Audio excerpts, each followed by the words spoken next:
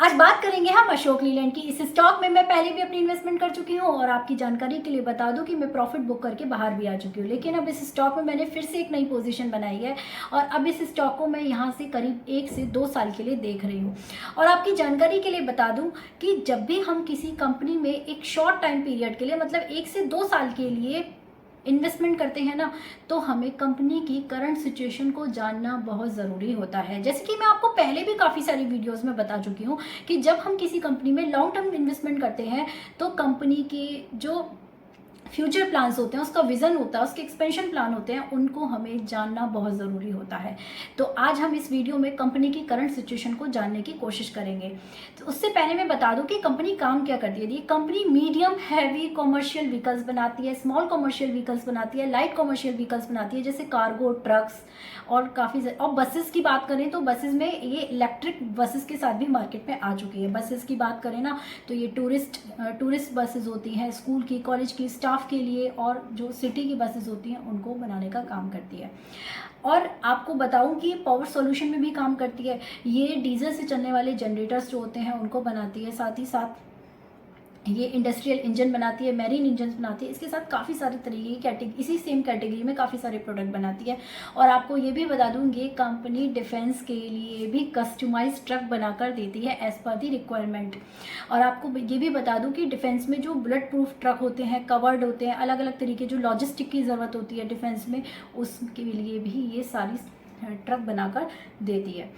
देखो ध्यान से सुनना, कंपनी जिस तरीके का काम करती है तो उस हिसाब से कंपनी एवरी मंथ अपनी जो यूनिट्स, जितनी भी यूनिट्स इनकी सेल्स होती है ना, वो ये कंपनी सेबी को रिपोर्ट करती है। तो सेबी की एक रिपोर्ट, 2 रिपोर्ट दी है इन्होंने अभी तक, क्योंकि Q1 के रिजल्ट आ गए हैं तो जुलाई और अगस्त की रिपोर्ट की बात करी हूँ। मैं स्क्रीन पर दिखा दूंगी, आप देख लेना।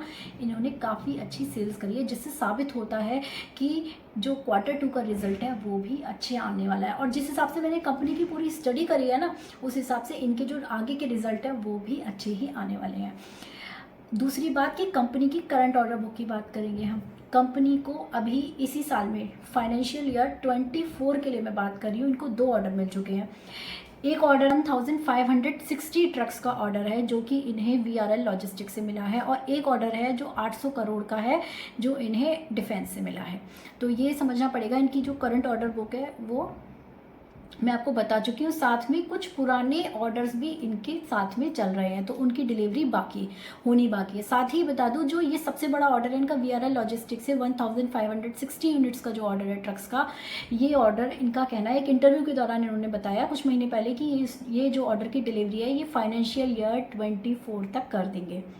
ठीक है, तो यहाँ हमें समझ के चलना पड़ेगा कि ऑर्डर बुक भी इनकी सही चल रही है, और कुछ ऑर्डर्स इनके पाइपलाइन में पहले के भी चल रहे हैं, ये भी हमें समझ के चलना है। और आपको ये भी देखना पड़ेगा कि अभी हमारा ये सितंबर स्टार्ट हुआ है, तो आगे भी कितना टाइम है, तो ऑर्डर इनके बढ़ सकते हैं।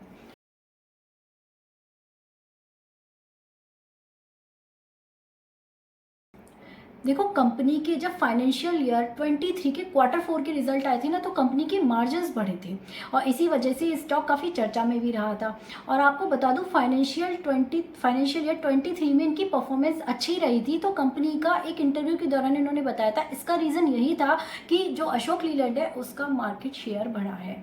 और इन्होंने साथ में ये भी कहा कि फाइनेंशियल ईयर 24 में ये लोग अपने मार्केट शेयर को आगे और भी बढ़ाने की कोशिश कर रहे हैं। साथ ही साथ दूसरी बात कि इनके जो एक्सीलेंट प्रोडक्ट हैं उनको मार्केट में एक्सपेंड करेंगे ये। साथ ही साथ लास्ट ईयर जो इन्होंने नेटवर्क एक्सपेंशन किया था उसको ये आगे कंटिन्यू रखने वाले हैं। और आपको बता दूं, इनके जो मार्जिन हैं अब 11% पे स्टैंड करते हैं, जबकि पहले ये 8 to 9% के मार्जिन पर काम करते थे। तो as a short term investor ये हमारे लिए अच्छा है। देखो, एक बात और इन्होंने बोली कि हम अब ज़्यादा कॉस्ट सेविंग की तरफ ज़्यादा फोकस करेंगे।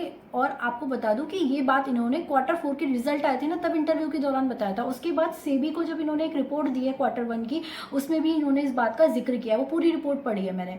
उसके बाद 1 के जब रिजल्ट का जब इंटरव्यू फिर से हुआ, इंटरव्यू के दौरान इन्होंने फिर से ये बात का जिक्र किया कि कंपनी जो है अशोक लीलैंड, उसको अभी भी अपनी इफ़िशियंसी को सुधारने की ज़रूरत है। जबकि हमने फाइनेंशियल ईयर 23 में भी इस बात पर ज़्यादा फोकस किया था, लेकिन अभी भी कंपनी को मतलब फाइनेंशियल ईयर 24 के लिए भी अभी इन्हें कंपनी की इफ़िशियंसी को सुधारने की ज़रूरत है, मतलब कॉस्ट सेविंग की तरफ ज़्यादा फोकस करने वाले हैं। इनका कहना है कि चाहे वो मटेरियल कॉस्ट हो, चाहे ओवरहेड एक्सपेंसेस हो, चाहे वो किसी भी तरीके का मैन पावर एक्सपेंस हो या फिर किसी भी तरीके का एक्सपेंस हो, वॉट एवर इट इज़, हम लोग कॉस्ट सेविंग की तरफ ज़्यादा फोकस करने वाले हैं, जिससे हमारे मार्जिन्स को हम मेंटेन कर सकें डबल डिजिट में।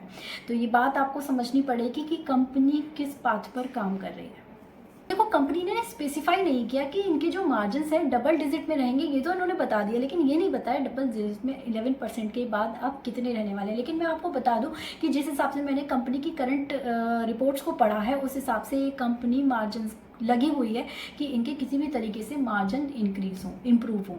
और आपको बता दूं, कंपनी जो है, कंपनी का ये भी कहना है कि जितना भी इनका प्रोडक्ट पोर्टफोलियो, चाहे वो पावर से रिलेटेड हो, ट्रक का हो, बस का हो या फिर डिफेंस का हो, ऐसा नहीं है कि किसी एक सेगमेंट पर काम करेगी, ये पूरे ही प्रोडक्ट पोर्टफोलियो को साथ लेकर चल रही है। उसका रीज़न ये है कि अशोक लीलैंड जो है अपना मार्केट शेयर बढ़ाने की कोशिश कर रही है पूरी तरीके से।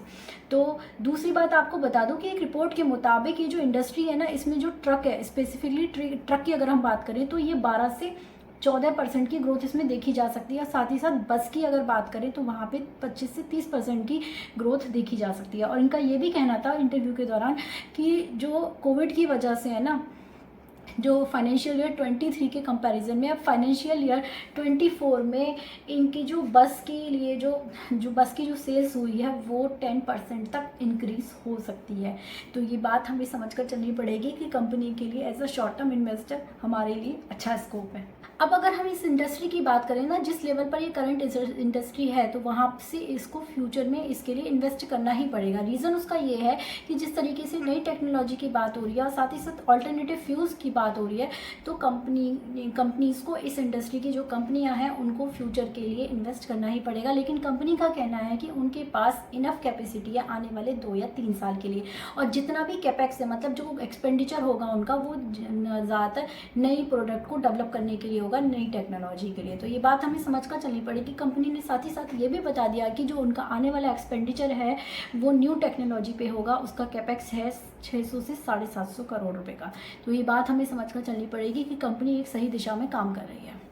और एक कंपनी का ये भी कहना है कि कंपनी किसी भी तरीके के डिस्काउंटिंग गेम नहीं खेलने वाली है। उसका रीज़न ये है कि कंपनी अब सीधे सीधे प्रॉफिटेबल ग्रोथ की तरफ देख रही है। कंपनी के बारे में मैं आपको बता दूं कि कंपनी के पास 9 मैन्युफैक्चरिंग प्लांट है अक्रॉस ग्लोब।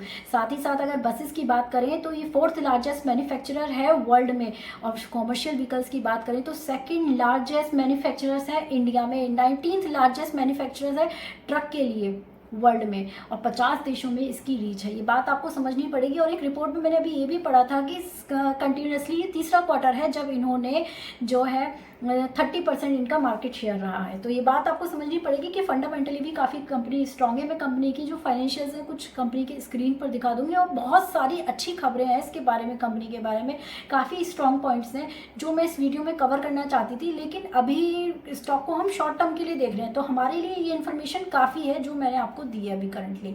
तो यहाँ से 1 से 2 साल के लिए हम इस स्टॉक को देख सकते हैं। आपको ये भी बता दूं कि इस स्टॉक में आप अपनी इन्वेस्टमेंट करो तो प्लीज़ कोशिश करना कि 180 के लेवल से कम पर ही बाइंग हो, क्योंकि काफ़ी दिन से मैं इस स्टॉक में अपनी पोजीशन को बनाने की कोशिश कर रही थी, लेकिन ये स्टॉक उसी रेंज में झूल रहा था तो मैं इसे पकड़ नहीं पाई। लेकिन अभी मार्केट आज काफ़ी गिरी ना, तो ये स्टॉक काफ़ी नीचे गिरा, तो मैंने इसमें अपनी होल्डिंग को इस स्टॉक में थोड़ा सा बढ़ाया है। अभी आज ही बढ़ाया है मैंने इस स्टॉक में अपनी इन्वेस्टमेंट को। तो आपको ये भी बता दूं कि इस वीडियो को किसी भी तरीके की टारगेट वाली वीडियो और इन्वेस्टमेंट एडवाइस मत समझना, क्योंकि मैं एक सेबी रजिस्टर्ड एडवाइज़र नहीं हूँ। मैंने ये वीडियो अपने एक्सपीरियंस के बेसिस पर एजुकेशनल पर्पस से बनाई है। तो प्लीज़ अगर वीडियो इन्फॉर्मेटिव लगी है तो लाइक कर देना, चैनल को सब्सक्राइब कर देना। Bye bye, take care.